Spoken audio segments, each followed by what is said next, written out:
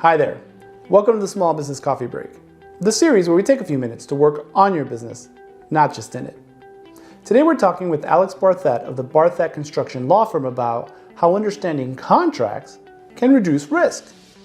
Alex has over 13 years of experience helping contractors and construction firms all over the state of Florida. So grab a cup of coffee and let's get into it.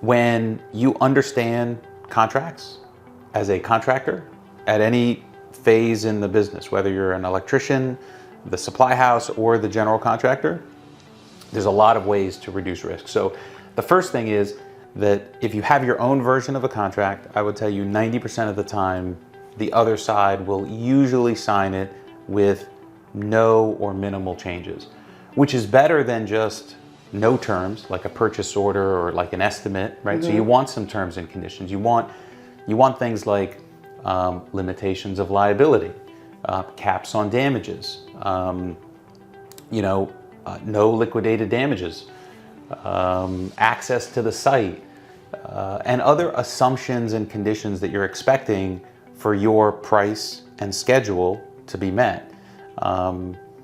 The other thing that people are shocked at is that if someone gives you a contract and they say, we don't make any changes. We hear that all the time. We don't change our contract. I'm here to tell you, they will absolutely change their contract. It may not be a lot, but it's better to make some changes than no changes.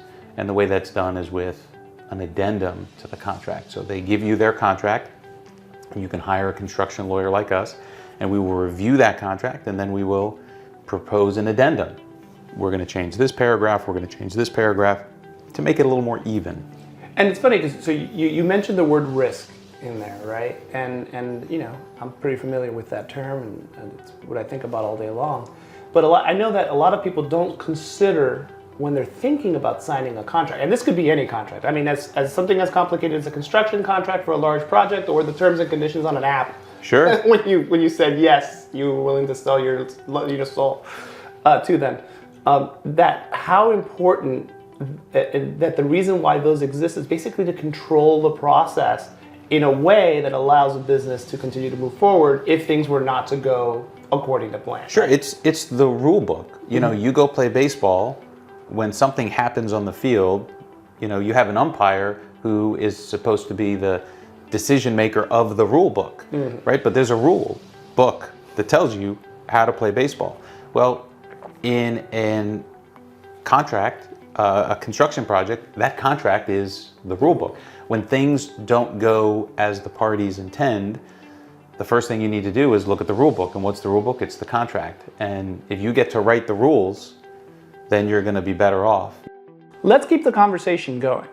If you have any questions you'd like to ask Alex, ask him in the comments, or his contact information is in the description. If you have any questions you'd like me to ask Alex or any other professional in their field, my contact information is also in the description, and I'm always available via DM. See you next week for another cup of coffee and more questions answered.